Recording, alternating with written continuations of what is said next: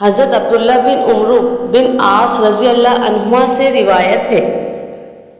کہ ایک آدمی نبی صلی اللہ علیہ وسلم کی خدمت میں حاضر ہوا اور کہا، میں نے اپنی والدہ کو ایک باغ دے دیا تھا، اب وہ فوت ہو گئی ہیں اور میرے علاوہ کوئی وارث چھوڑ کر نہیں گئیں۔ رسول اللہ صلی اللہ علیہ وسلم نے فرمایا، تیرا صدقہ درست ہو گیا اور تیرا باغ تیری ملکیت میں واپس آ گیا۔ حضرت عبداللہ بن عمر رضی اللہ عنہما سے روایت ہے، انہوں نے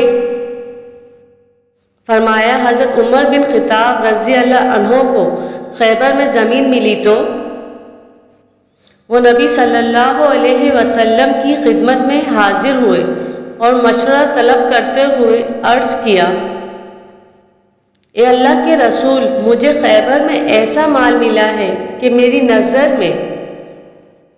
اس سے عمدہ مال مجھے کبھی نہیں ملا، تو آپ صلی اللہ علیہ وسلم مجھے کیا حکم فرماتے ہیں؟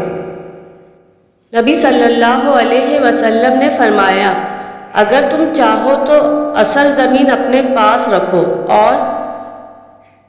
اس کی پیداوار کو صدقہ کر دو۔ حضرت عمر رضی اللہ عنہ نے ایسے ہی کیا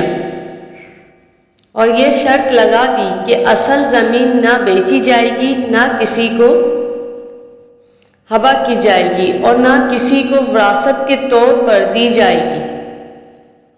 آپ نے وہ زمین غریبوں کے لیے، رشتہ داروں کے لیے، اللہ کی راہ میں مسافروں اور مہمانوں کے لیے صدقہ کر دی۔ جو اس کا انتظام کرے اس پر گناہ نہیں کہ اس میں سے مناسب حد تک کھائے یا دوست کو کھلائے، لیکن اس سے مال نہ کمائے۔ حضرت عبداللہ بن عباس رضی اللہ عنہما سے روایت ہے، رسول اللہ صلی اللہ علیہ وسلم نے فرمایا، جو شخص صدقہ دے کر اپنا صدقہ واپس لے لیتا ہے، اس کی مثال کتے کی سی ہے جو کیں کرتا ہے پھر پلٹ کر اپنی کیں کھا لیتا ہے۔